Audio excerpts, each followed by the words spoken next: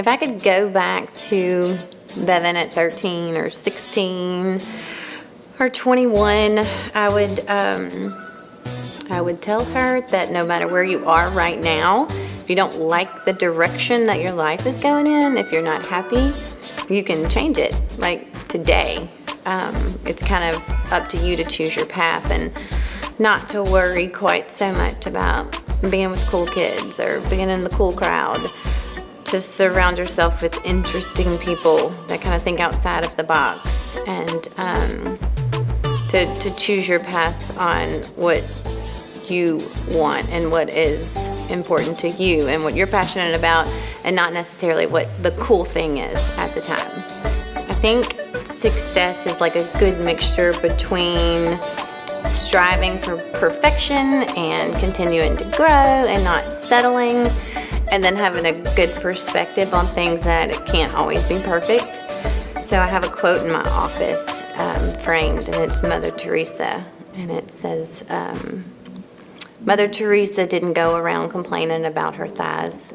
She had more important stuff to do. Now, the actual quote, stuff is a variation in that quote, but you get the point. There is too many important things to do to worry about the little things that don't really matter.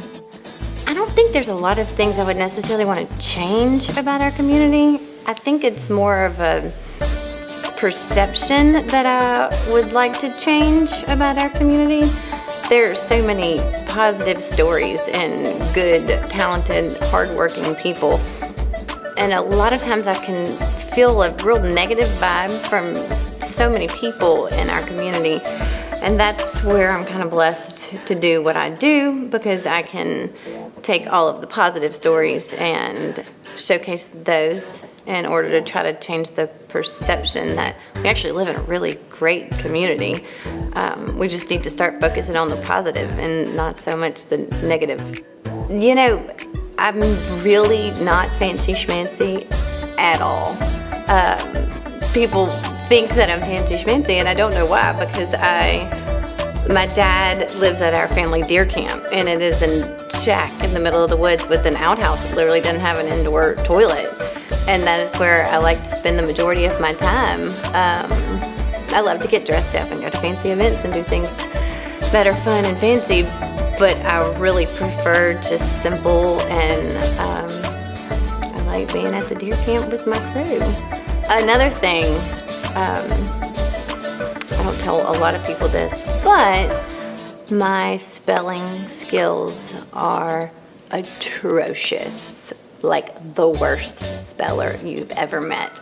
So whenever I decided to publish a little magazine, my dad said, well, I mean, that's good, Bevin, but you can't spell cat, so good luck. Good thing we have spell check. I think I set out to accomplish some big time goals. I wanted to publish a women's publication. Check that off my list. I wanted to have a beautiful family, and I checked that off my list.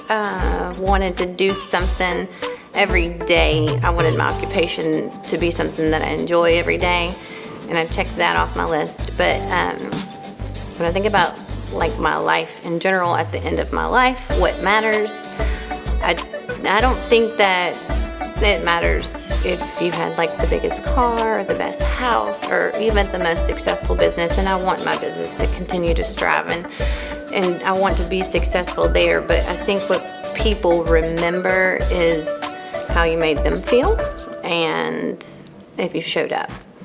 So my accomplishments in life are more on a daily basis, to try to be a positive part in everyone's day that I come across, and to show up whenever I can.